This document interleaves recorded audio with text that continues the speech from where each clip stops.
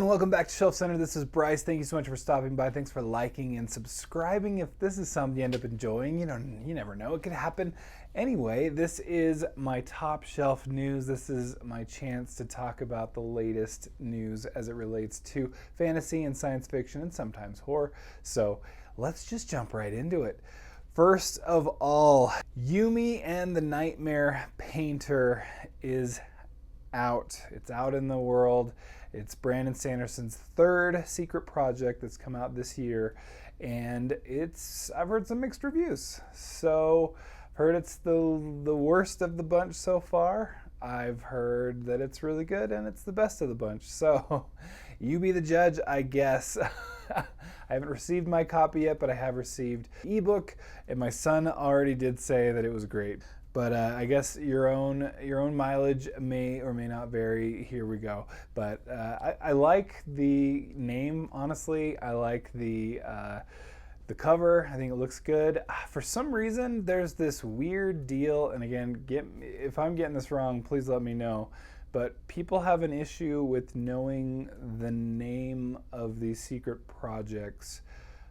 Like it's a spoiler or something. I guess my thought is, if you learn the name, aren't you going to know the name before you read it? And does the gap between when you get the book and you read the title and then you flip and you open the page and then read what's in it, does that gap period matter?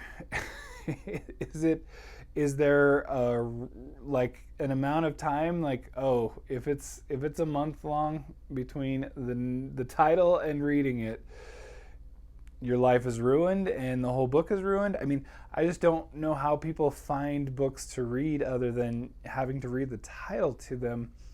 Is that not how it works? Am I getting this all wrong? I am so confused as to what the controversy is, but when Patrick is telling me that he gets these weird comments about this stuff, I'm so confused. I'm just like, it's a title of a book. Like, how else do you talk about the book without talking about the title? And I guess it's up to the publisher to give a good title that isn't spoilery, but aren't you gonna see it before you read the book regardless? I don't know what world that doesn't happen. Anyway, I'll move on, but it's baffling me right now. All right, then we've got a cover reveal from Luke Schultz. This is one I've featured the title before on the channel, but they actually got an actual cover. The illustrator is Brush 7. It looks really good. It's a great sequel name and cover and everything. So I'm excited to read that series, and congrats to Luke there. All right,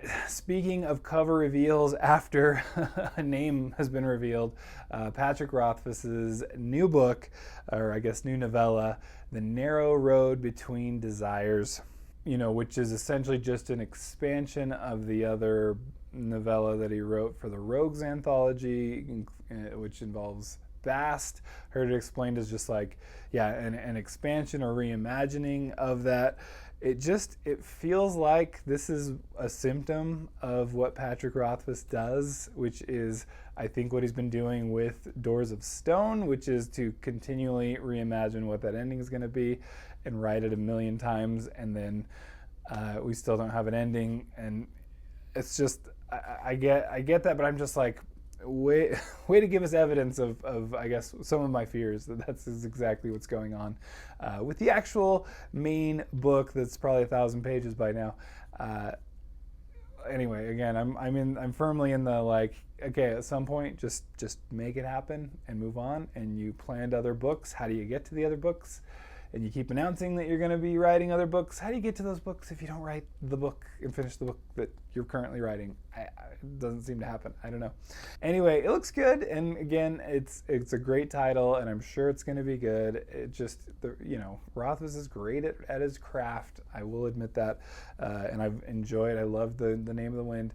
It's just extremely frustrating to again see some literal evidence of I think what's happening here. Then I'm very excited. My wallet is not so excited, but Broken Binding will be excited for this, and I'm sure it's going to do well with this.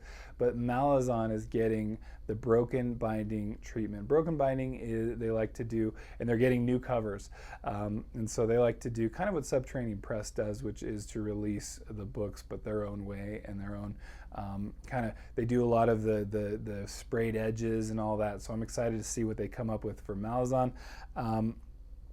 And as we've probably learned, I'm guessing, just like with Subterranean Press, you got to get on them. And if you want them, you got to get on them the moment they are ready. And I believe all we've really gotten is that it's in 2024 next year. So just be paying attention. I would recommend following Broken Binding on Twitter. That's what I do, and that's where I get most of my news from them.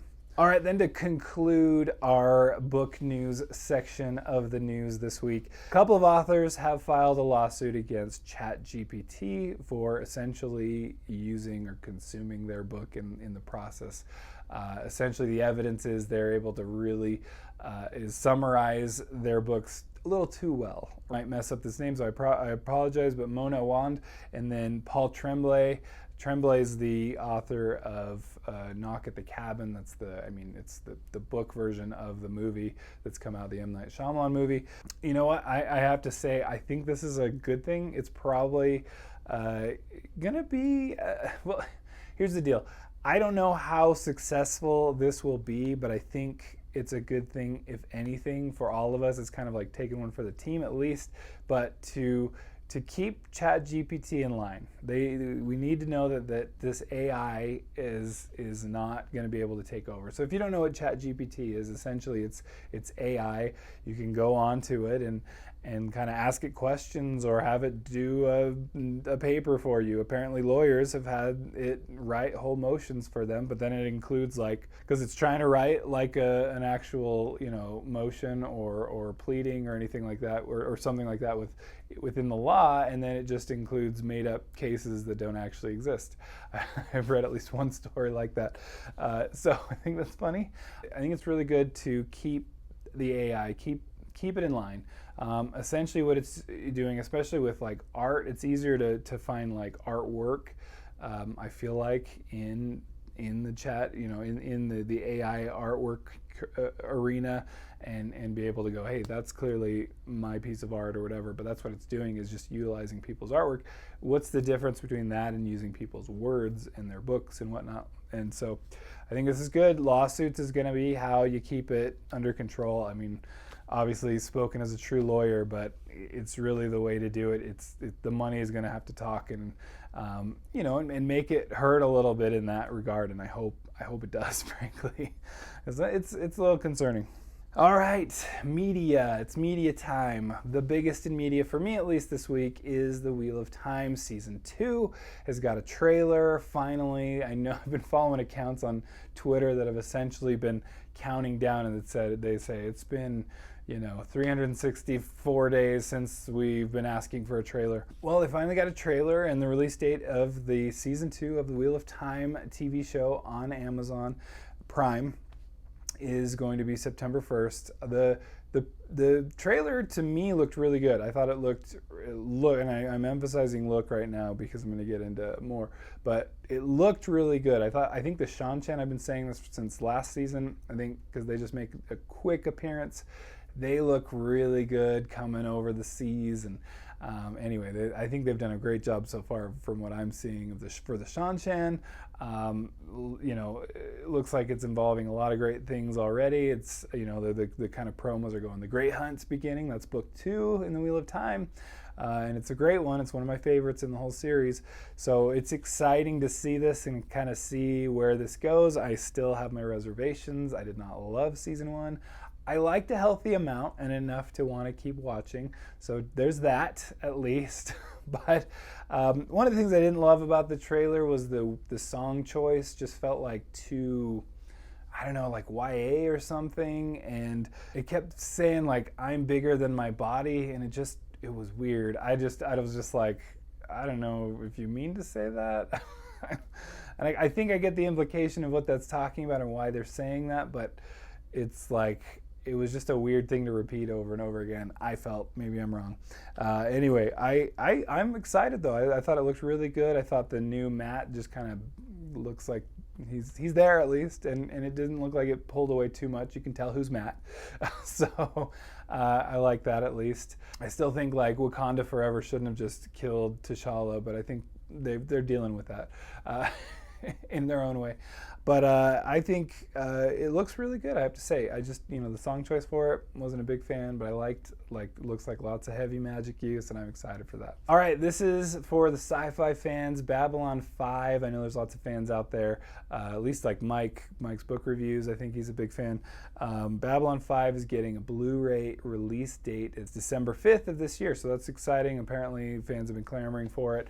Maybe that's a good time to jump in because I've never actually watched it, but I hear a lot of good things from people I trust. So that's what I'm going to do, is watch stuff from people I trust. That's kind of my whole thing here and what led me here to doing these videos. Finally, I want to just kind of briefly touch on the Emmy Awards have been released, the nominees for each of the best drama, best comedy, all these things. I was very surprised and happy to see a healthy amount of genre stuff. So The Last of Us got a healthy amount of nods. House of the Dragon got a little bit, not nearly as much as I thought they might, but at least for the best drama they got in there. The Handmaid's Tale, who else? Obi-Wan Kenobi, Andor, Hocus Pocus 2, my favorite of all the things, Weird, the Weird Al story. I think it's kind of genre, it's weird enough, and it's not actually a true story, and that's the best part of how weird it is. It's so great. Anyway, and then I thought it was funny, this is just something that was funny, is the Oscars, the actual I didn't realize they did this. Clearly shows how much I pay attention to the Emmys in most years. But the Oscars show announcing the Oscars got an Emmy nomination. It just seems funny, okay? It's just a little ironic, right? I don't know. So anyway, that's been the news for this week. Please look below in the description for ebook deals. I always include those. Just to let you know, I'm just a huge fan of catching ebook deals. I own way too many books now that I will never read in my lifetime. I can acknowledge that. But I think it's good to support authors, and I'm always the one gobbling up these deals anyway. If you don't mind, please like and subscribe, and we'll catch you next time. Thank you. Bye.